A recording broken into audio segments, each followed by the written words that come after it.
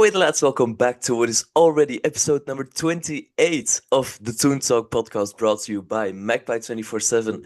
I am joined today once again by Paul. Paul, how are you doing? Hey, after yesterday, absolutely brilliant. I'm a little rough, I must admit. A story of this weekend involves lots of champagne, lots of winning, lots of traveling. So I am a little bit on the old rough side today. But yeah, even I saw that there was a penalty, Mr. Mm-hmm. Receiver. Hey, Am God, some I of a the bit... comments he come out with. Yeah, I mean, some of the comments he did come out with after that game were quite disgraceful, to be completely honest. He seems like a bit of a sore loser, but before we get into all the footballing stuff, am I right in saying that you won an award of sorts this weekend? I'm not used to this. You know what I mean? The last award I won, I was at primary school, and it was for a Connect Four tournament that we had. So you can imagine the shock on my face. I'm stood at the back. I've already had a few, I've lubricated a little bit, obviously. At the Hmm. back, I'm stood there with the guy from behind Black and White Band there, and also 40, who's another Newcastle United content creator. So Hmm. we're talking, expressions is going up and winning trophies and stuff like this, and we go through, and then there gets to an award about the person who's criticised the referees the most over the season. And straight away, I was like, oh shit, I could be in trouble with this one. I went, we've had a few corkers. So I was shouting out, obviously, Chris Carpenter's a wanker and all this sort of thing in the background. And I got tapped on the shoulder by one of the producers. We need to keep the volume down. I'm like, all right, all right. And then my name comes up third place in that. I can only assume it was because I've given a little bit higher in Champions League games than what I have domestically. And I thought that was great. I thought, oh, fantastic. My name was up there. Michael McIntyre's up hosting awards and stuff. I thought great. My drink was getting down by the end of the night. I'm looking at my glass going, I really need a top up here. So I'm like, come on, get along with the last award. And then when my name flashed up behind MVP for Fanalysis, I was like, oh my word. Because I was expecting it, there was expressions there, like I touched upon Hmm. before, quite a few big content creators and whatnot. And I was expecting one of them to go up, a nice speech, a bit of a laugh, end of the bit, go. It was a free bar, so that was all right. Um, and I was, expecting to finish the night off. Then when my name come up, and Michael McIntyre asked us to come up on stage, I was a little bit, oh my God. I can imagine. MVP. I was even getting applauded off Sunderland supporters, which was a very rare, novel thing. Normally, Sunderland supporters, anytime they see me, I'm getting abuse, I'm getting sworn at, shouted at. You're this, you're that, you're the other. I've been called all sorts of Sunderland supporters, like. But stood up and he asked us, he said, "Got any words?" Straight away, I was like, I like to thank Eddie Howe and Jason Tyndall. Acceptance speech. It's all going to come up there. It was recorded for prosperity. It's Okay. going to be coming up. I did some stuff for Sky Sports as well beforehand, but it was a little bit more, less rough. I was doing some recording up there. The Asters, can you believe, Ian? The Asters, if you could take one person from Sunderland, who would it be? And I said, are you kidding me? I said, you're not getting me on camera admitting anything. I said, they've made one or two decent signings. I'll give them that. They're going to stay up. I'll give them that. I says, but if I was forced to pick anybody, I'd say maybe the groundsman. And I said, I sent him over to the international stadium and he can work on the pitch over there for the Lassers team. I said, you're not getting me on camera, like praising anything to do with Sunderland, like. So, yeah, it was a good night. Met a lot of people. A lot of people had a lot of nice things to say about Magpie 24/7 as well. Hmm. I did some content for some other channels that are going to be released over the next week, so that'll be nice to be tagged in on that. Like I said, I might be a little bit lubricated in some of these videos that'll be circulating about over the next week. I apologize in advance, I really do. I am suffering for it a little bit today. So yeah, so the trophy, it's up there. It's in amongst everything else behind. But Hmm. unexpected, mate. It was totally unexpected. I was sat there, like I say, looking at my drink, thinking, we're getting dangerously low here. I was getting tapped on the shoulder off producers and stuff. So I didn't expect I'd be winning absolutely nutty jack shit. So when I got up, it was a massive shock. But yeah, I got the Eddie Howe thing in. I got the Jason Tyndall thing in. Um, and yeah, it was started a very, very, very good weekend for us down in the capital. Absolutely. A massive congratulations to you, Paul. Well deserved, if you ask me. And yeah, I mean, let's get straight into the football because, as you touched upon, This weekend was very, very good for Newcastle United. A massively needed 3 points, I'd say, because of our struggles throughout this entire campaign. But now we've made it 6 out of 6 in the Premier League against Manchester United and Chelsea, two teams fighting for those Champions League spots and two teams who we want to compete with on a season by season basis. What did you make of, first of all, our starting lineup against Chelsea? We started with Ramsdale, Hull, Burn, Chow, and Trippier in defense. No, this is Barca. Wait. I immediately saw Tonali and I thought, that was Yeah, yesterday. yeah, yeah. I think So, he was rougher than what I was over the weekend, by the sounds of so it was Ramsdale, Hall, Botman, Thiaw, and Livramento in the back with the it. double pivot of Ramsey and Willock. Murphy, Voltemade, and Barnes played in front with Gordon in at number 9. What did you make of this starting lineup? I think it was sound. Look, Eddie Howe's had criticism from certain elements, not from me. I've continued to defend and bat for Eddie Howe throughout. He's had criticism about not rotating, not protecting players enough, and not using the squad. Today, he used the squad, and I think that he did it to great aplomb, to great purpose. It was fantastic to see. A good team.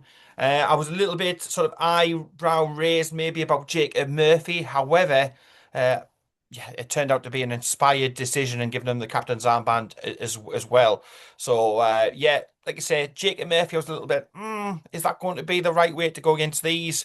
I was wanting maybe Alanga to play so that he could get behind into the space, use that as a bit of a weapon on the break against these. I expected them to have lots of the ball, taking lots of shots. I mean, I was totally and utterly wrong, but I expected before the match kicked off that would be the situation, and we'd have to look to be very much like a counter-attacking side and sort of feed off scraps maybe. But the game didn't quite work out like that. Absolutely. The one thing I thought when seeing this lineup beforehand was a double pivot of Jacob Ramsey and Joe Willock looks quite attacking on paper. But to be fair, JJ Ramsey has massively improved as a double pivot next to Sandro Tonali over the last month or so. He looks like a And 45 million pound player now, doesn't he? absolutely, and he's Looks getting like. better game by game, which is absolutely where you want him to be. He looks very energetic, fantastic in tight spaces, getting out of those tight spaces while with the ball at his feet. I think he's been brilliant at doing that, which is something we have lacked in the midfield because we have midfielders who cover large areas, large spaces, who have a fantastic engine on them, but to have someone who is uh, great at the nitty-gritty stuff. When two or three players are coming to attack the ball, he can wiggle his way through them. I think that's a really, really nice facet to have and a really, really nice thing to have in our midfield as well. So I did have a bit of worries about those two in midfield together, especially with Nick Voltemalen in front of them, because that's Yeah. very little defensive stability. But we kept a clean sheet, and I mean, the work rate was there. I thought Joe Willock was absolutely brilliant on the night. Got a fantastic assist as well. I think the assist, it's nice for him. This was first half, so we can talk about it. It's nice that he kept composure and saw Anthony Gordon was next to him to square the ball. But oh my God, what a through pass from Tino Livramento. Fantastic to do on your first start back at the club Oh, against the yeah. team who released you from their academy. Oh yeah, there was lots of that Lewis Hall Livramento thing. I was literally purring throughout the performance. I was like, "Stick that, Chelsea! How does it feel, Chelsea? You had them, you let them slip through your fingers. What an absolute feel. We do look better when Livramento's in the team, and that's because he provides natural balance. Our midfield often is very, very narrow, and don't cover much of the ground. So those two, Livramento bombing on one side, Hall bombing on the other side, gives us that natural width and attacking outlet. And I thought Livramento was absolutely class. You're right to pick on Willock as well for the right reasons. I thought going forward he was fantastic, but he also got back as well. Willock got back. He made several important challenges. Great interceptions, and certainly towards the end when they were starting to get a little bit of attacking momentum going the midfield area more than proved its worth. And I think the greatest compliment I can say is that now heading towards the Barcelona game, I think Eddie Howe's got a real selection dilemma about, if Tonali's back, who do you bring in? Who do you take out? Joe Linton come on and did a job. I think that was a great substitution to be able to make. I thought Joe Linton was unfucking believable against Barcelona. So yeah, it's a major headache for Eddie Howe going into the next two massive games. It's not just the Barcelona game. There's a little matter of a derby next weekend that I'm already getting ready for. But yeah, fantastic. But to remind, I thought we were really, really good. I think like 10 out of the 11 when I did the Fanalysis ratings this morning were all over like 70 out of 100. And the majority were around about between the 80 and the 90 mark. It was only really Harvey Barnes, I thought, that had a Mhm. quieter game. But midfield, perfect. Fullbacks, fantastic. Central defence, yeah, delightful. But Ramsdale as well. Um, just great. Like I say, great everywhere you look on the pitch. We were utterly fantastic. Absolutely. On Harvey Barnes, I agree. And there's a Belgian pundit who, to me, described Harvey Barnes in a really original but lovely way. He said Harvey Barnes is Newcastle through and through. He has the brilliance to be absolutely mouth-watering on his day and be one of those players you genuinely turn on a game to watch. He's deadly when it comes to it. But he also has games where he just misses absolute sitters and genuinely just doesn't help himself when it comes to getting into England contention or cementing your place in front of Gordon on that left hand side. Yeah, So, it's a difficult one, isn't it, Ian, to be honest, because it's like he can be quiet for three quarters of the game and then all of a sudden assist, goal. And mhm, he just turns it on and all of a sudden. And if you look at his stats, he's a very much a stat based player. He's got the stats to back it up. And if you look at his stats, you'd think world beater, great, one of the top mhm, scorers in the Champions League. What's he got? 13, 14 goals this season already. From the position that he plays, on the football pitch is fantastic, but he does sort of ghost in and ghost out of games. And he's a person though, that, like you say, like he'll score an unbelievable goal that wins you a game, but then, like you say, other times you're like, is he playing? Has he touched the ball? Type yeah. thing. And it splits fans. I've heard a lot of different opinions on Harvey Barnes, but I think that's sum up of him. It actually is actually pretty pretty spot on because that is sort of Newcastle United in a nutshell this season. Um, but he certainly had a quieter game against Chelsea, I thought. But it was a fantastic Mhm. team effort. I want to highlight obviously that one as well. Absolutely, and I do think that has got a lot to do with Eddie Howe's decision to captain Jacob Murphy in this game because, I mean, obviously Bruno G is still out injured. They are hopeful he's going to come back if we get past Barca for the next Champions League round. I probably imagine that's for the second leg because when having such a long-term injury, I give him time to come back to his full fitness. Yeah, and he'll And need to be Livramen, benched. Yeah, he'll absolutely. need to be benched as well. Hmm. It won't be he's back and he's in the team and this, that, and the other. But Yeah, psychologically, mate, even the boost of having him on the yeah. bench rather than John Ruddy or Nick Pope being two goalkeepers on there, psychologically, it will be a massive bounce and bounce. Boost and we'll get a bounce for see what I mean. I'm still a little bit, um, we'll get a bit of a bounce in performance. I think, to be honest. Hmm. I do agree, but to be fair, he's going to have a fight on his hands to reclaim one of Ramsey, Tonali, or Joe Willock's midfield spots as well. Because as you said, Tonali is going to have to convince Eddie that he's the man to start against Barcelona as well. Some other players I'd like to touch upon. I thought Gordon had a brilliant game against Chelsea. One of these games where he genuinely showed he cared. He ran at least double the amount of the Chelsea defenders, I think, which ultimately made the difference for us in attack. He always comes back on defense, presses. I thought he had one or two shots from outside of the area which were genuinely dangerous. One of those was on his left foot, so yeah, a lot of positives to make out of that performance for Anthony Gordon. And it almost frustrates me even more to see those kinds of games because you know it's there. You know he is probably, at the very least, top three best wingers in the Premier League on his day. He has England that manager there, talent. though, wasn't he? England manager was Absolutely. there. He was watching on, and yeah, Yeah. it was a bit of an audition. Look, at the end of the day, I think why he looks so good up top is because he is the closest thing that we've got to Isak. Hmm. left at the club. And I still think the Newcastle United tactics and machine is built for an Isak-esque type play to play that central attacking role.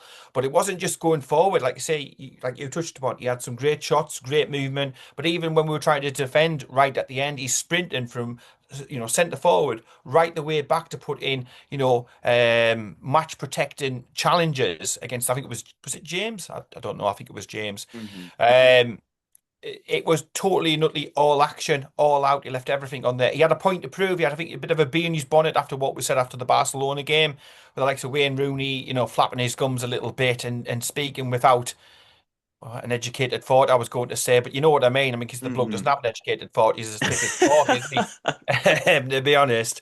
But yeah, I think he silenced a lot. He does better when his back's up against the wall, and he Hmm. does have a point to prove and a bit of an edge and stuff. But one of the leading scorers in the Champions League, doing again really really well. Goal 16 of the season already for him, and still massive games to come. You wouldn't bet against him, would you? Scoring again at the new camp, and you wouldn't bet against him causing hell and havoc for Hmm. Sunderland at St James's Park. Yeah, absolutely. Because he was ill right before the first leg of the Barca game, which is why he didn't start that particular match. And he said himself in the interview, I was quite gutted to not be starting against Barca, but I also understood because he was 3 days in bed with an illness. But then for Rooney to come out and say that he didn't want to play the biggest game of his career, I'm sorry, what are you on about? You were a professional football player yourself. You're not going to be telling me that as a football player you care about the opponent you're playing. No, you just want to play football. That's Yeah, pretty much it. So I completely don't understand where those comments come from. One other question mark I have about the Chelsea performance were our not necessarily the people we brought on, but we only used three out of our potential five substitutes. With the grueling fixture congestion we have and the massively important game coming up against Barca, I'd have thought maybe at least bring on Osula for Gordon for the last 10, 20 minutes, or take off Barnes for Wissa, for example, just something, or even Alex Murphy, just something. I yeah. thought The moving Vista to one a back strange. five was quite good this time around, but I would have liked to see a bit more players get a bit more rest before this very important second leg against Barca. Yeah, it was a strange one, wasn't it? Because I thought if he's running about and everything else, I thought Asula was absolutely fine against Barcelona. Obviously, we don't know whether they've got knocks, injuries, strains, any complaints out like that.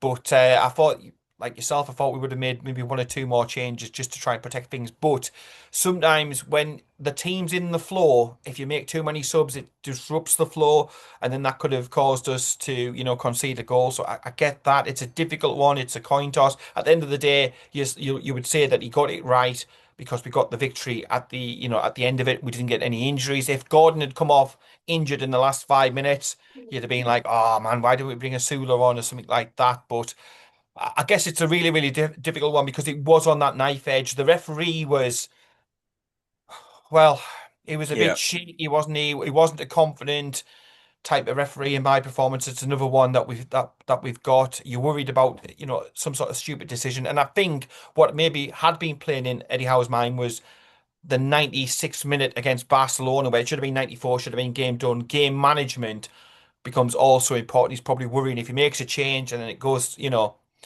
tits up.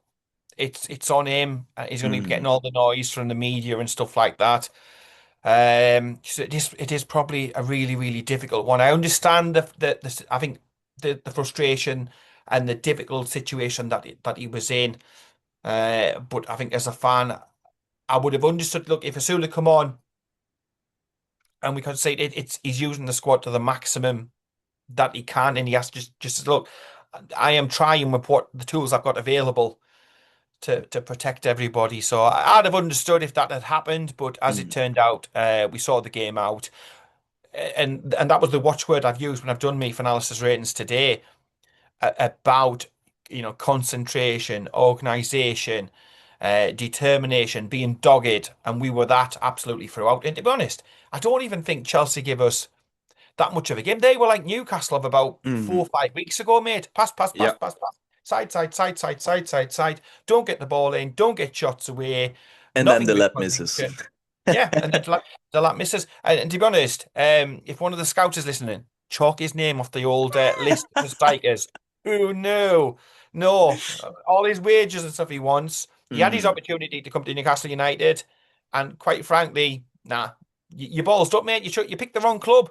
See you later. Cross that name off the list, Yeah, mate. I think so too. I think Yeah, his confidence is down in the gutter because he's not getting anywhere near the game time that someone like Joao Pedro is getting at Chelsea, and that's clearly showing in his finishing because he was quite dreadful against us. I have to admit.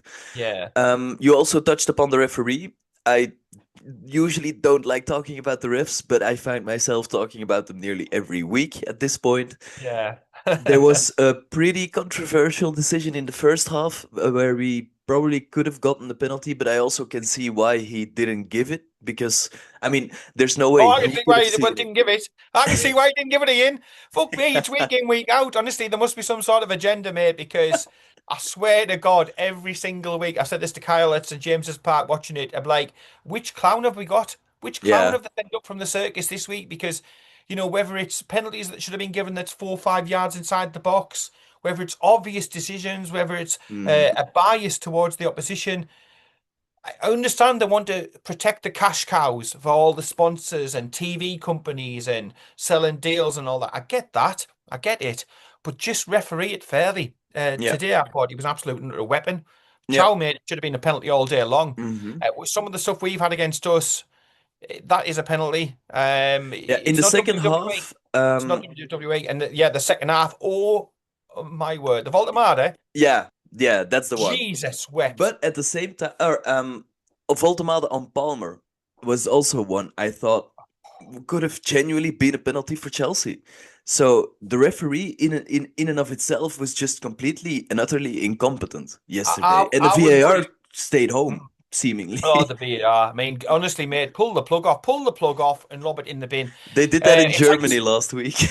yeah, I Last mean, week, two ultras from the second tier got onto the pitch and pulled the plug for from the fuck's sake. VAR system. Hey, it might be me next week, mate. It might be me. Look, at the end of the day, when that Voltemade one happened in our box, I was like, oh shit. At first instance, that was my Hmm. feeling. It was like shit. That was clumsy, a moment of madness, and it could cost us because the referee was itching, just like the referee was doing in the Barcelona game. He was itching to give Barcelona a penalty or some sort of advantage, which he did. And I'm thinking, yeah, we're going to be done again. We're going to be done again. To be honest, when I saw the replay the first time, I was like, "You absolute slimy cheating bastard!" Was I think my exact words when I was watching it back on the replay. Look, Palmer stands on the top of Voldemade's foot and goes down holding his shin. His shin. Mm. Then their manager, mate, comes out afterwards and says it's a Stonewall penalty. Honestly, I don't know them glasses he's got on. I mean, he looks a little bit like George Jetson, from the old cartoons. Um, it looks a little bit like that. He's a bit of a geek. I honestly don't know what he was watching. For me, he should have been booked. Ramsey was booked for diving against Man United, right? And I Yeah. think he wasn't even appealing for a penalty. He wasn't doing it. He fell over and he was booked. I think that was quite harsh, to be honest, because if he'd have been screaming, I want a penalty, I want a penalty, yeah, you're going to be booked because you Hmm. dive and you're simulating. To me, Palmer stands on the top of Altamade's foot, goes down, holds his shin, and I'm like, you absolute and utter fraud. You could be such a great player, but that's what Chelsea had to resort to, mate. They had to Yep. resort to um, trying to con the referee. We don't want that. Like best football, best product in the world. Premier League's the best league, and it's got clowns and jokers trying to dive for penalties. Have a bit of professionalism. Have a bit of pride in your craft. It's shocking. I don't like it. I don't like it. If Gordon goes down and buys and wins one, I don't like it. So I'm going to call it out exactly the same way. Look, if you benefit from it as a fan, you're like, oh, thank fuck. We Hmm. got out of jail or whatever. But that's what it would have been yesterday that they got out of jail. To Yep. me, ciao. And again, you can say, oh, biased. I'm sure I'll get that from Chelsea supporters, but it should have been. He was wrestled down. It was WWE. And it was Hmm. also WWE at the other end when he's literally theatrically trying to engineer a moment that isn't in the laws of the game. So it's just a shame that these things they should be retrospectively looked at, and he should get a ban. Hmm. Any player who cheats should get abandoned. They shouldn't look to prosper in the game. That was a massive, massive 3 points that we desperately needed to get the league campaign back on track and a hunt for some sort of European competition going. And that cheating little bastard could have cost us so much. And as soon as I saw the replay, I just thought, no, it's not a penalty. It could have been given. It could have been given because of what the referees are like and how he saw it in his view. His view would have having been there's some sort of contact there. And I think Voltemada looks round, very guilty looking. Yeah, I And look thought at guilt so all over too. his face. And that's what I sort of went down. I was like, oh shit. A moment, oh, we don't deserve, this bad luck. But I think the right decision was reached there, but I'm still Mm, feeling pretty pissed off about the Chow one. And I think if they give a couple like that, wrestlers stop wrestlers. Footballers stop trying to be wrestlers, yeah. you know? And that it sorts out the problem. But we don't have strong referees, mate. We have a bunch of Mr. Magoo's who rely on a TV screen or a tablet or whatever, and a couple of goons back watching it. I mean, to be honest, I don't know. You talk about VAR, mate. These other referees watching it. I don't know if they're watching the shopping channel and the football at the same time. And they're like, "Oh, I might buy that for home. That might be all right." Oh, shit! Nah, So they need to be a lot better. Best league in the world. Mm, Worst referees. Worst referees. I'll say it. It's a fact. PGMOL are an absolute and utter disgrace. yeah. Yeah, I think that's very well said. I don't have anything to add to that. Um, the importance of yesterday for me is genuinely holding on to that result. That is massive, especially in the context of having to travel to the Camp Nou or the Spotify Camp Nou in a couple of I'll days. get the sponsorship ones in. Yeah, you've got to now. Hold it out. Especially when we're playing Barca, it is time to ridicule them a little bit. I quite like Barcelona in and of itself, but to be fair, for the first game, which is something we will talk about in a little bit, um, I thought we made really good work out of them. I thought we were the better side for the minute 1 to minute 90, but I mean, let's get back onto Barca in a little bit because otherwise I'm going to get everything mixed up.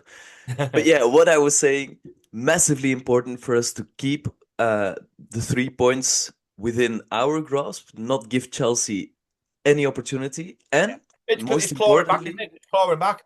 absolutely, and keeping a clean sheet on the road. That Yeah. right in front of the Barca game to me is the most important takeaway. We saw out the game. We got a professional 1-0 victory. It was quite a while since we had done so because I think it was nearly 20 games since our last clean sheet. So this was very, very welcome Yeah. at the perfect time. So I think because we got a clean sheet, didn't we, against PSV in the Champions League? Yeah. And then the game before it as well. I think, but we're talking, like I say, early part of January, wasn't it? Mhm. So it has been a long while, but I just thought as well, it was worth saying that I thought Chow and Botman at the back looked like a partnership. And if we can just keep Botman fit, it can literally be the partnership for years and years and years and years going down the line. I've talked before in many videos about our central defenders look like a pair of odd socks. Individually, great and fine, but together don't, quite work as a pair. But those two most definitely look like a great pair of socks for anybody with filthy minds. Jesus Lord, it's bloody Mother's Day we're recording this, Get that out of your mind. But yeah, I thought that those two at the back were absolutely and utterly fantastic. And again, it's another headache for Eddie Howe going into the Barcelona game. Who do you start at the back? Because I thought Byrne come on and did decent as we switched to three at the back Mhm. as well. So it's all, that's why he's paid the big bucks, Eddie Howe, at the end of the day. And he gets more right, I think, than he gets wrong, mate. Absolutely, yeah, I completely agree. On the clean sheet, it was indeed, like you said, PSV in the Champions League, and afterwards a 0-0 at the Molineux against Wolves. So Oh, though yeah. that were our last two clean sheets. So this one was coming for a while, massively important for us to finally get it. And yeah, I think the perfect audition to travel to Spain and face Barcelona. Anything else to add on the Chelsea game? Just it's nice to have a goalkeeper with a pair of hands, isn't it, as opposed to crisp packets. Ramsdale, I thought, he collected more crosses than what was on my maths exam paper. he was good. He collected it. He was calm. His distribution was good. Pope must be sitting there next to Ruddy, as sick as a dog, thinking, I'm third choice goalkeeper now. I've gone from first to third. There's not been a quicker fall than that. Than well, outside of politics, there's not been a quicker fall than that ever, has there? You know what I mean? Yeah. But yeah, brilliant. Hall, fantastic. Livramento looked like he'd never been away. The two centre backs, fantastic. Ramsdale, great. The midfield, fantastic. Voltemada put a shift in. He was battling. He was physically quite impressive. Good feet as always. Missed a big Murphy, chance.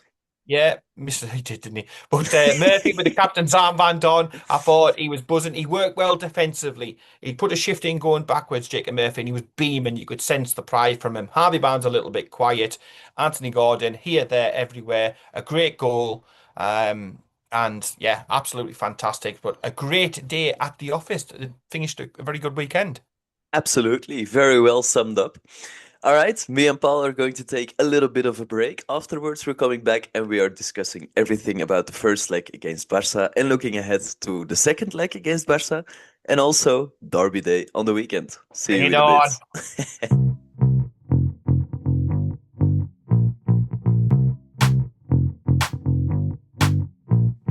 All right, and we are back for the second part talking about the Barca game. First of all, the first leg. Let's start there. We started with a Ramsdale, Hall, Burn, Chow, and Trippier backline. Joelinton, Tonali, and Ramsey made up the midfield with Barnes, Osula, and Elanga in attack. No Anthony Gordon, as we touched upon, because he was ill some days before. What did you make of the starting 11 against Barca, and how did you think they fared? To be honest, and I said this in the group chat, when I saw Asula up top, look, I've said all along, I think Asula is a Premier League substitute and a Championship um, level sort of starter. I think it's the perfect analogy for him. I like him in short bursts, but I'm not convinced by him. I've said, look, he scored, some important goals. The Man United goal was special. He scored a good goal against Liverpool as well, but it was a toe poker and a worldie. A broken clock is right twice per day, right? So Asudu is going to have his moments. I don't think he's the long-term answer at Newcastle United. I know he's got a class chant. I like that. It's one of the better chants. But I wasn't brimming with confidence from our attacking display. I was hoping, look, keep it tight, keep it tight. The crowd, give some energy to the crowd. The crowd will give you some energy back, and hopefully a smash and grab type raid. So I was nervous before we kicked off, mate, because of the Gordon situation. I was scratching my head a little bit. Why is he on the bench? This sort of thing. But it's been hard for Eddie, hasn't it? Because there hasn't been the players there. The players that he's got fit and available aren't, are running on fumes. So I was very understanding about the predicament Eddie Howe was in, but yes, concerned about maybe who was leading the line. I'm going to get loads of pelters, aren't there, in the comments about that one. But look, it's one of them things, isn't it? Absolutely. Um, all right, let's then talk about the first half. I'd suggest. We were brilliant. I think there's no other way about it. From minute 1 to minute 90, we were very, very dominant, restricting Barca to pot shots from outside of the area, and we genuinely created some real big goal scoring, or maybe the biggest goal scoring opportunities kind of stayed out. But what was happening was we were physically dominating Barcelona all over the field. They weren't winning any of their duels. I think Pedri had his worst game in a Barca shirt for years, which is a very, very big compliment to the likes of Tonali, who I thought was brilliant. Tonali is usually brilliant in a game which has some space to run into because of the engine he possesses and because he's quite um he's as good at the attacking stuff in his game as he is at the defensive stuff. He doesn't necessarily shine in one of those aspects to be like one of the world's leading players when it comes to it, but he's so well rounded and so useful in a game Yeah. like this against Barca. And then there were Barnes and Elanga running in behind Barca's attack. Lewis Hall, who we have to touch upon. I mean, he has got to be England's starting left back, hasn't he? He's so unbelievably Yeah, good. yeah. Even if Mr. Magoo was the England manager, then he would still be the starting left back for England. He's got to be. Look, I'm not saying that there isn't quality alternatives out there at left back. I think England are blessed, to be honest with Hmm. you, that they've got. But Lewis Hall is the cream of the crop. You're right, you touched upon Barcelona's midfield. I was looking at them before the game started and I was like, fuck me, that is a great midfield. There's no doubt about it. You've got to give them respect. You've got to give them admiration where it's due. And Pedri, I was like, yeah, we are going to be in for a game tonight. There's no doubt about it. But I think our midfield came out on top, to be honest. And it was just so surprising, so welcome, so needed, so necessary. Yeah, I was getting asked about Pedri a lot when I was at the Fanalysis stuff. And I said, look, I couldn't believe it, but my eyes was telling me that, we were much, much better. But what a game plan. I think Eddie Howe got it absolutely spot on. And where I think Barcelona went a little bit tits up, mate, is Newcastle struggle when we're denied space. If a team plays against us and denies us the space, Hmm. we generally struggle. We go back to what Chelsea were doing against us. Pass, pass, pass, pass, pass, pass, but going nowhere really, side to side, making no real progress, nothing cutting edge. But Barcelona, for some, I don't know, strange reason, just seem to say, well, yeah, have as much space as what you want. You're not going to really do anything against us because we're Barcelona. It was a little bit arrogant. There was no real. The plan was for them to be fantastic and be attacking and stuff like that. There was no thought about how do we nullify Newcastle United.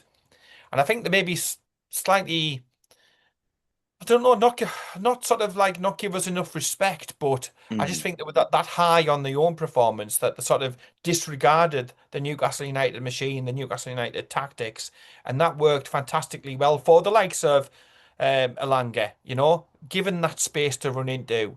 Yes. So yeah, I thought that was a real, real, real big surprise because I thought they would just away from home, time waste, typical sort of continental type game, deny your space and think we're going to do you in the new camp. I thought that would be the tactic. And then I was worrying about their midfield getting on the ball, spraying it all over, creating chances. I think you might be able to hear the parrot in the background actually shouting out about now. So he probably thinks the same as well, needs to quieten down. But yeah, I thought that was the game plan. I don't know, arrogance, self-belief in yourself, confidence that I don't know that they were just going to steamroll us. I don't know, but boy, oh boy, was it a performance, and boy, oh boy, was it an atmosphere inside St James's Park. Absolutely, and I think even though drawing one all against Barca is a very good result, we absolutely, I think, could have gotten a lot more out of this game and a lot more of advantage coming into the Camp Nou game. Because first of all, I mean, obviously there's that late penalty we give away. We'll talk about the second half in a little bit, but what for me was the most annoying part is that Marco Guida, the referee on the night, is just an absolute bitch. He's just an absolute bitch. He Another one. he did not bring his cards seemingly, even though he did give Sandro Tonali and Joao Cancelo a yellow card each. But especially on the Barca side, Lamine Yamal should have absolutely gotten a yellow card and be suspended for the return leg. So thanks for screwing us on that one. Fermin Lopez, same story, should have Yeah, absolutely gotten a yellow card. they weren't Freaking even debatable, mate. They weren't even absolutely. debatable. It's just And literally, I Araujo, want to smash it. Araujo. Yeah, That you one look is at the one that frustrates me yeah. the most. How can you see that happen as a referee? Him dragging his filthy butt onto the pitch from 2 meters off and then not reprimand him with a yellow card. How Yeah. can you expect to have the game under control at that point as a referee? That is completely and utterly disgraceful because yes, some things are up to interpretation when it comes to knowing the rules and whether or not you give a card. That isn't up to interpretation. That is every single time a yellow card for ruining the game and ruining the tempo. That is so stupid to not just give a yellow Yeah. card to It was Araujo there. anti-football, mate. Anti-football Absolutely. is what it Absolutely. is. The thing is, though, Joe Linden goes on a pitch, he breathes, he gets a yellow card, right? Yeah. Because it's on reputation alone. It's not from what he's done half the time. It's on reputation. And look, at the end of the day, the powers that be, mate, want the Yamals of the world to be in the second leg. They want it for the TV, for the advertisers to keep them happy. They want the bigger teams to go through to the end of the competitions. And it literally is all about protecting the gravy train. You're talking about European Super Leagues. It's getting more and more like that, where it's just so protected and enclosed and this, that, and the other. They should have had a splattering of yellow cards, and then it would have stopped all the other things that were happening. But a disgraceful, an absolutely disgraceful referee performance. And again, like you said, I don't want to be going on about the referees. You know, they should be not any part of the show. You shouldn't. A good referee is one you don't notice who's actually playing. That's a great Absolutely. referee because they're just doing the job quietly and efficiently in the background. And then, like, Tonali gets booked, and I'm like, you're not doing this on an even basis. You're either being really, really fussy to both, or you're being really, really low to both, or you're just being in the middle to both. You can't be where you're much more towards one side than what the other side is. And I think credit to Newcastle United for keeping the cool and not blowing the lid. I Hmm. know Joe Linton nearly blew his absolute stack. He was ready to kill at one point over the situation with referees, and he had to be dragged away. You know, that was sort of worth an assist or a goal in itself.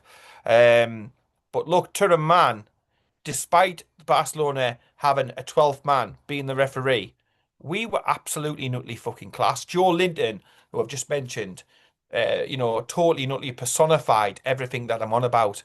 You know, heart, performance, technically great, taking the ball, beating their players.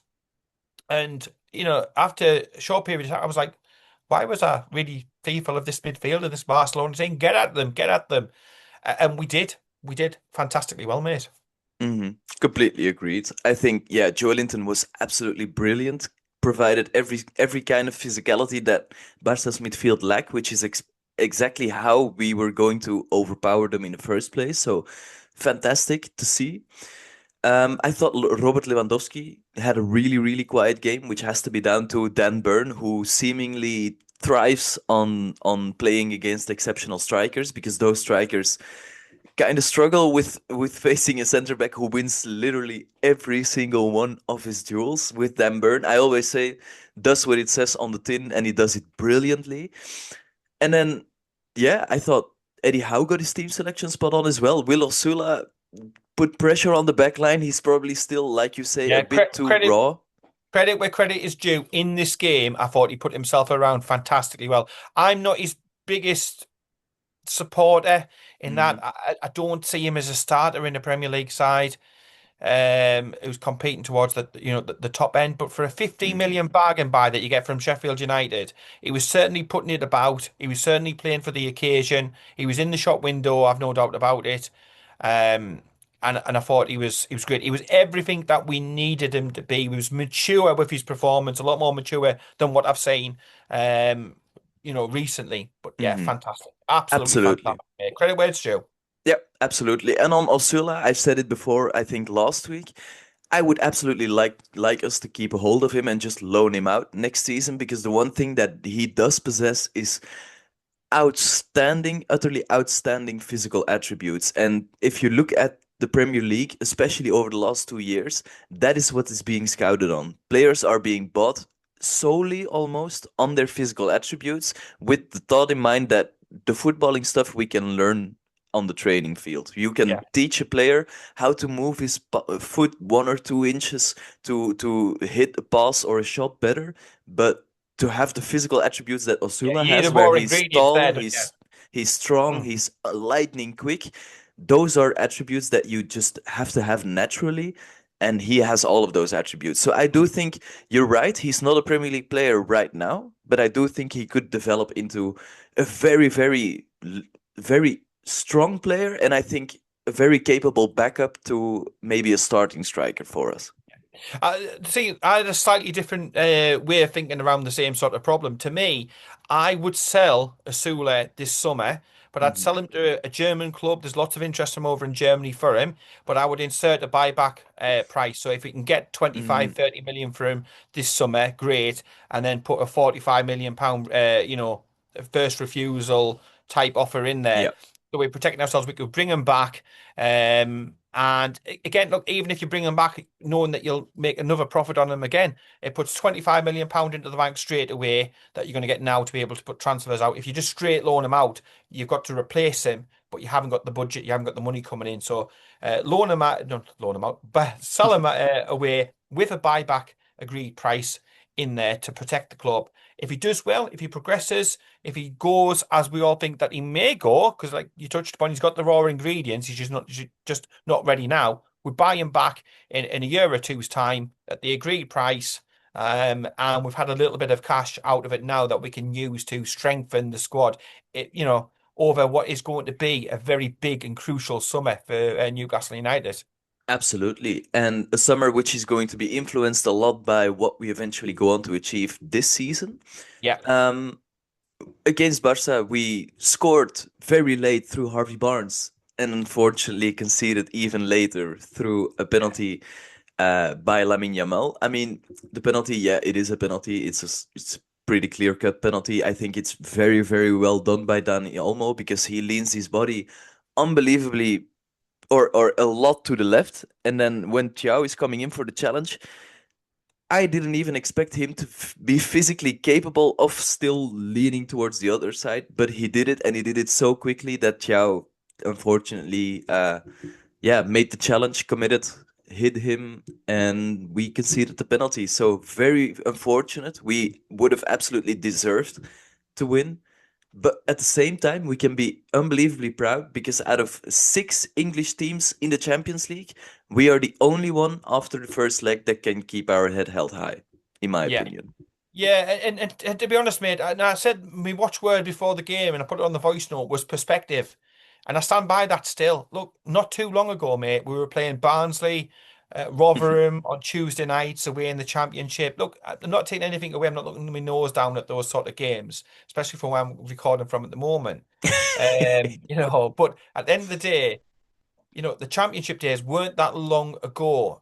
And we've gone from your Barnsleys, your Rotherhams, your Plymouths of the world to Barcelona in the last 16 the not only Europe's premier football competition, it's the world's premier cup competition. Hmm. So again, you've got to go into perspective. You've got to look at the bigger picture. You've got to sort of step back occasionally and think, we've come a long, long way. As for their goal, mate, it was 2 minutes past the stoppage time. Now, I know people say, oh, but it's a minimum. And I had that when I was at the Fanalysis Hmm. thing. Other fans were saying, but it's a minimum. Yeah. And if there's reason to extend it during those 4 minutes, I get that. But there wasn't any reason to extend it by the Agreed. amount. And I said, as soon as he strikes his penalty, he will blow the full-time whistle because the referee was gagging to give them something. It's like, oh, we can't have the mighty Barcelona behind. We can't have it. TV companies, Hmm. TV companies. So it literally, it was after an opportunity all game and bang, straight away, I was like, this is just absolutely and utterly typical. We've had it from English referees, we've had it in Premier League referees, FA Cup referees, European referees. We are getting absolutely screwed Hmm. more times than Bonnie Blue, mate, Yeah, this absolutely. season. I will You know? never I will never forget the one counter attack. I think it was against Liverpool last season where we were running through not Oh, even one yeah, on one. We were running through with two running through and he players blew on the goal and whistle. he just blew the whistle. That was unbelievable. Yeah, couldn't make it up, could you? Could not make it up. But look, Mm, you're right with what you said before. It was gutting, and I felt gutted, but I also felt immensely proud that we absolutely and utterly were wiping the floor with this one of the favourites to win the entire competition.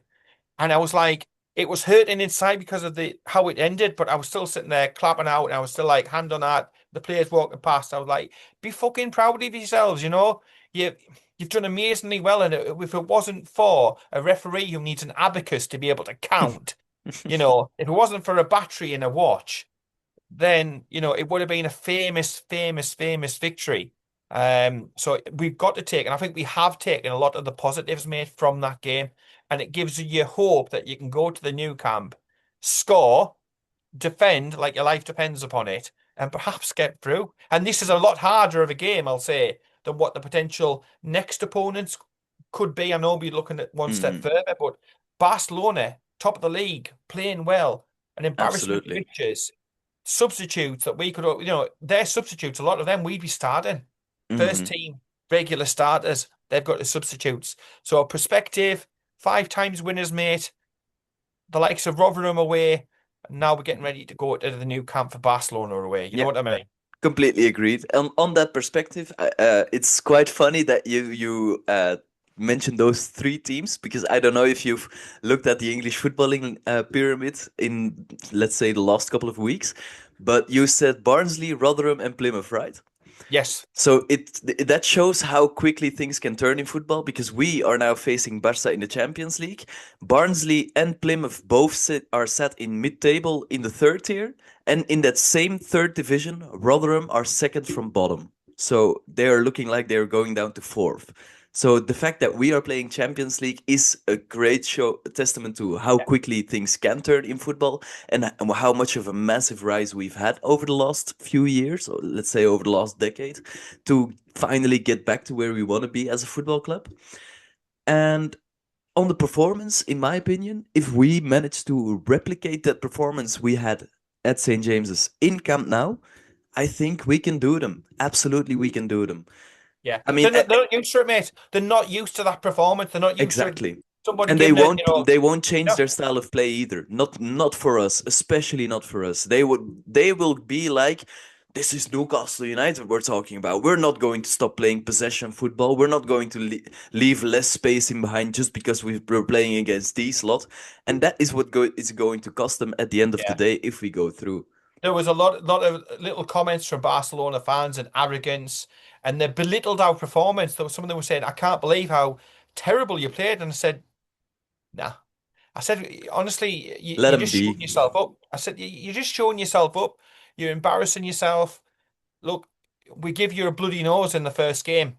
Hmm. And sort of like told you, look, you may be Barcelona, but don't respect the name of Newcastle United. So Absolutely. we are not out of this game at all. And the pressure is on them, mate. If we get the first goal, or imagine we get a penalty, but for heaven's sake, imagine this scenario. We go 1-0 up, all of a sudden, quick, a second goal. Can you imagine the pressure Yeah, from the stands? It's going to be absolutely and utterly immense. And it's absolutely. time to test then. We've got, in a way, nothing to lose because this is probably as good as what we Hmm. were expected to do. We've got nothing to lose, but everything to gain. Because, And Barca have everything to lose because they are running on to 10 years without a Champions League title, which is nuts. it is mad, like, in it. But Absolutely. like 5 times winners, and that's what you got to pinch yourself. Look, they are 5-time winners. They are serial winners in their league. They know what winning's all about. Um, Top three we more, biggest clubs in the yeah, world. yeah, we more than match them. We more than match them, and we give them an absolute massive bloody nose. And the likes of Dan Burn, mate, won't give an absolute rat's ass about reputation. He really wouldn't give an absolute flying, whatever. And Completely agree. I hope that they do. I hope they go with the same approach, mate, and just give us the space that we need to be able to play our best game and our best stuff. Absolutely. And Yeah. if we were to go through against them, I think it's pretty safe to say that it will be Atletico Madrid who will be facing. Because, for one, I don't think Anton Kinski will be starting any Champions League games anytime soon. But also, this Tottenham team just don't seem like they can buy a win for love nor money. Nope. So, Atletico in the next round, Say I hello think to Millwall. Say hello to Millwall. La, if la, Millwall la, don't come la. up themselves Yeah, because true. they missed their chance last night to go into the automatic promotion spots because Middlesbrough drew and they lost against some Black farmers down Blackburn. at the bottom. Yeah, Yeah, Blackburn. Yeah, Blackburn, Blackburn wasn't who it? are in a Yeah. relegation scrap. So it's all going down in the championship as well. If we were to face Atleti, in my opinion, honestly, we are the favorites to go through in that tie. We have the better team. We have the better tactics. And I mean, this Atletico team shipped 2 goals against Spurs. Need I say more? The prosecution rests its case. Yeah. I Exactly. mean, look, they've got a fantastic atmosphere over in Spain. There's no doubt about it. Mhm. It would be a fantastic atmosphere over there. Yeah. A potential quarter final of the Oh, Champions League. Look, I think if we were to get through, and all the so-called experts will tell you that we're not, but if we were to get through quarter final, it's just 11v11, and then all of a sudden in the quarterfinals, and all you need is like, 2 victories. You're absolutely. through to a And final. one of Anything can those could happen. be against the winner between Arsenal and Bode. So if Bode do an absolute madness, but even still, semi-finals, 2 legs against Arsenal, we've seen that one before too, haven't we? So there's Oh a yes. lot to look forward to for us. What are your predictions for the second leg against Barca? I give us a chance. I really, really, really give us a chance. I think it's going to be a game of not too many goals. So it's important, just like we showed, and we showed that we can do. We've got that muscle memory going to Chelsea and professional and protecting what we get. I've got a sneaking suspicion, like I say, I've said all along, we're going to score over in the new camp, and I'm going to go for a 2-1 victory for Newcastle United, but Anthony Gordon getting the goal. And I fancy one of the defenders. I've been saying this for the last couple of games, would due some goals from the Hmm. defence. So I wouldn't be surprised if from a set piece or something like that, a Dan Burn. I know Botman doesn't score too many, but Chow certainly could be Hmm. a nuisance from one of Yeah. these set pieces. But 2-1 upset. And if we beat Barcelona, mate, we might actually start getting a little bit of respect. Maybe just a little bit. Maybe. Who could imagine it? I think I will go. I mean, I'm going to go for a Newcastle win as well because I believe. I'm going for a 1-0 win. We had the repetition against Chelsea. Now it's time to do it for real. I'm going to say Sandro Tonali is back and he scores Oh. the goal for Newcastle United. Oh, his agent will be doing this. Oh, lovely, lovely. Piss off, agent. Go Absolutely. and do your Yeah, job yeah. His elsewhere. comments are starting to piss me off too. So it Yeah. is it is a strange situation in that regard. All right, then the last segment of this episode. Look ahead to the Derby Day. For us, one of many important games this season for Sunderland. Their one and only final important game of importance this season. After this, they can put their feet up and I mean not even turn up for the rest of the season. Yeah. But for this one, they are going to have to turn up because now it is our turn. St. James's Park. Time for revenge, isn't it? It is, and I know I've said this before. I said this down at this awards thing at the weekend. I was like talking about the Sunderland one. I mean, it's their cup final. It really, really is that important. I was getting all the will Voldemort score another own goal? We're getting an own goal hat trick or something like that. And it's just like dealing with petulant little sort of uneducated, neighbours or children type thing. Yeah, it'll be nice. Look, we're ahead of them. We got the chance to go, 5 points ahead if we get the victory. So that'll pipe them down. Because again, I was getting in there. Oh, we've been ahead of you so many more weeks in the season, blah blah blah. And I said, look, it's not how you start; it's how you finish. In our worst season, mate, that we've technically probably had in quite a while, with all the issues and problems, the schedules, the extra games we've played, we're still ahead of them. It puts it into context. When I was doing something on the Monday Night Football with the Sunderland one, and I was like, well, if you manage to beat me in this sort of quiz competition, I'll be like, it'll be on a DVD in your club shop. By the time, we literally get out of Sky Sports studios, they Hmm. are absolutely nutty obsessed. We're talking about Barcelonas of the world, challenging for potentially Champions League, going places, the ownership, um, wanting us to be competing for major honours by 2030 and so on. Meanwhile, at Sunderland, let's beat Newcastle. Let's have a good game against Newcastle. They are obsessed. It's the same sort of situation. You always get one bigger club and a smaller club in the shadow. So look at Liverpool, and you get, well, you probably say Tranmere in Liverpool, but we'll say Liverpool and Everton. You get that sort of situation where there's always one club that's in the shadow of the other club. Look, I think the region and the Premier League and everything has missed the Northeast Derby being in. They've been in the wilderness for so many years. It was their cup final. They managed to shithouse, a victory, but they're still below us at the end of the day. Hmm. This one, I'm looking for it to be a massive performance. We need to get the victory. It's not Yeah. going to be a pretty game, mate. They never are. They're always scrappy and cagey, apart from obviously the 5-1 and stuff. But generally, scrappy, cagey games. I want us to be up Hmm. there fighting. I want a decent fucking referee. That would be nice. That would If we could do send a somebody world up. of good. Yeah. Yeah, they probably sent another absolute nutter whopper up to referee the game. But I just want a good game, a fair referee. I want us to come Hmm. out on top.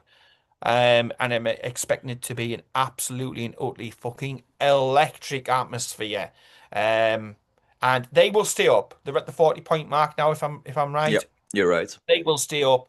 There's no trouble or worry for them to go down. They've got one cracking signing. I mean, the defender that they brought in is a good sign, and the keeper's a good sign. I don't know if he's going to be fit or not. Jack Robin has Roofs, I been, don't think he's. yeah, Yeah.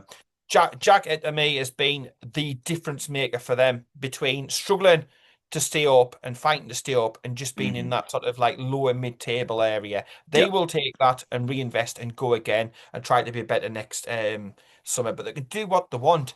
It is like comparing a T-Rex mate and bloody Barney the dinosaur. Yes, they're both dinosaurs, but the T-Rex is far more impressive. We're the T-Rex.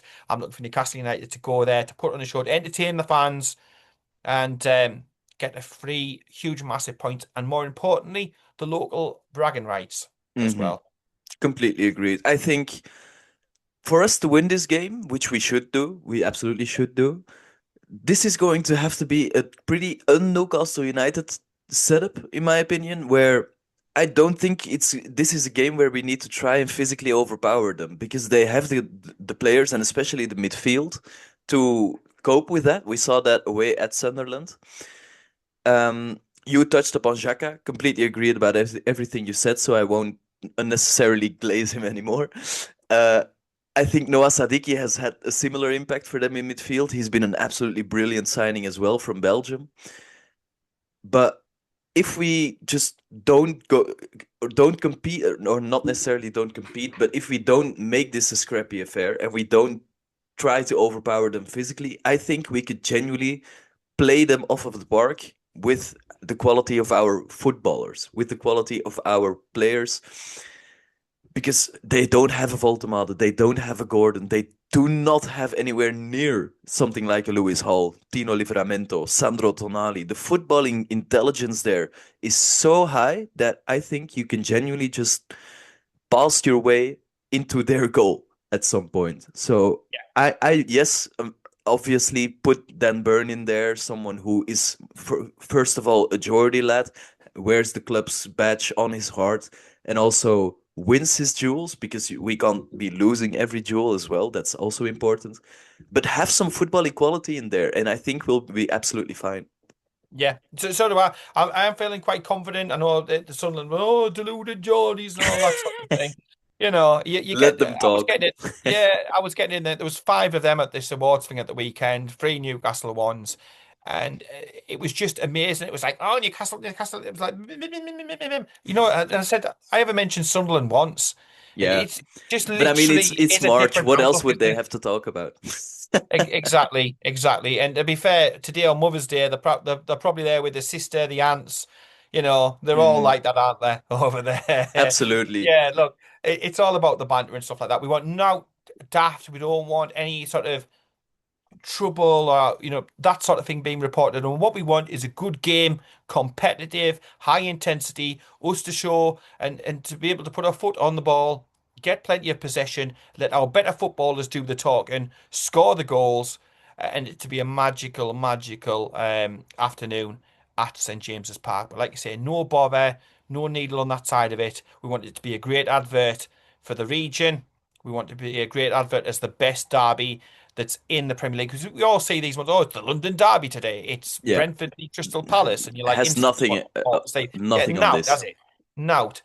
So you want it to be a good game for all the right reasons. We don't want to be talking about stupid refereeing decisions, red cards, none of that. Wants to be 11v11 on the pitch. We need to get the ball, and let the better footballers dictate it, win the game comfortably, and then do all the bragging and stuff like that we want afterwards. And we've got an entire summer to be able just to, you can put any Sunderland support in the place by just mentioning the score. And you sort of know your role type thing. Hmm. But yeah, it'll be a nervy game, no doubt about it. But I can't wait to sample the atmosphere, mate. I shall be there. I shall be there. There's no doubt about it. Absolutely. And I mean, Sunderland have been practicing themselves with conceding goals from Geordies, with being knocked out by bottom of League One Port Vale in the FA Cup. So that's a fantastic game And there was to come off of Minter as as well, well. wasn't it? Yep, it Minter was as well. Minte in the Newcastle connection. 58th minute because I went to have a look. Xhaka is back playing because he's only recently returned from injury as well, I believe. So, yeah, a lot to look forward to for the derby. Any predictions for a scoreline from you for there? 3-0.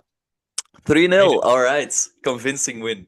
Convincing, comprehensive, shut the little naysayers up, shall we say.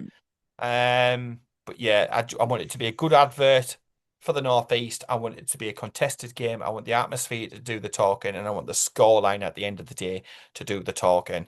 Mhm. Because you just get sick. Like you say, that they will go on about it forever and a day. If they ever get a victory or out like that, they will just go on and on. They're like too fake. They really, really are. They're like too fake.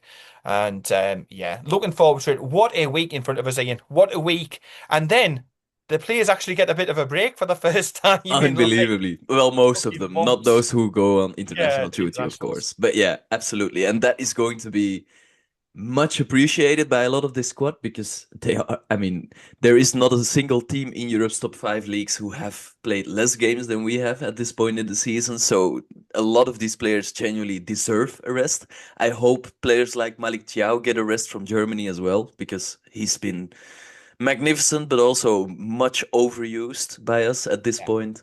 So yeah, my predictions are going to be a 2-1 win at home. So a bit more of a tighter affair, but I do think we'll dominate, probably be 2-0 up in like the 85th minute and then maybe concede one late, but see out the game anyways. That's my prediction.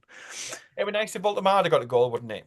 I would Just absolutely love that. I would absolutely love that because even in Belgium, on podcasts about the Premier League, they are still talking about his confidence right now being in the gutter, still due to that goal. Where I'm like, he did score a brace against Chelsea the game afterwards, so that's probably a bit of an easy analysis in my opinion.